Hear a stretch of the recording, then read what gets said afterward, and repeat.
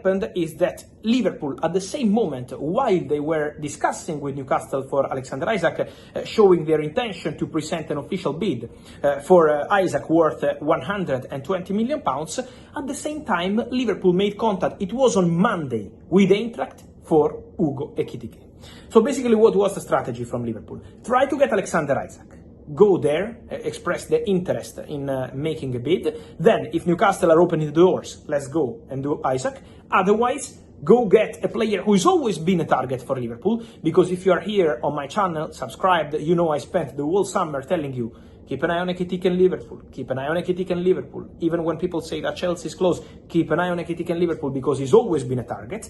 But obviously, Alexander Isak is a dream target. Liverpool tried. Newcastle keep not opening the doors and maintaining their stance, not for sale for this summer transfer window. And so what Liverpool did was to attack Hugo Ekitike, who was always a top target for Newcastle, because on Monday Newcastle had a bid rejected for Hugo Ekitike, 78 million euros. Eintracht said no to that proposal.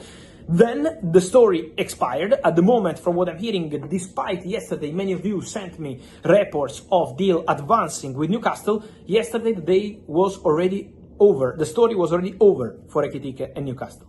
Liverpool is getting closer to taking a major step in the transfer market.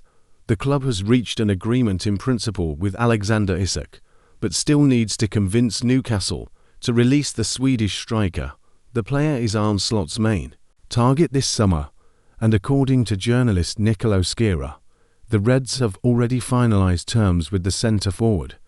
Isak has expressed interest in wearing the Liverpool jersey and sees the move to Anfield as a great opportunity to develop and compete for titles at a high level. However, negotiations are still far from complete. Liverpool is now focusing its efforts on convincing Newcastle, which is reluctant to lose its star player, but faces limitations with financial fair play. A new proposal is being prepared and should be presented soon. Even after signing Hugo Ekitike, formerly of Frankfurt, the club remains focused on Isak. Arne Slot's intention is to build an elite attack to compete for the Premier League and Champions League in the 2025-26 season. With the player's endorsement and the Red Sporting project on the rise, the pressure on Newcastle is growing every day. A resolution is expected soon.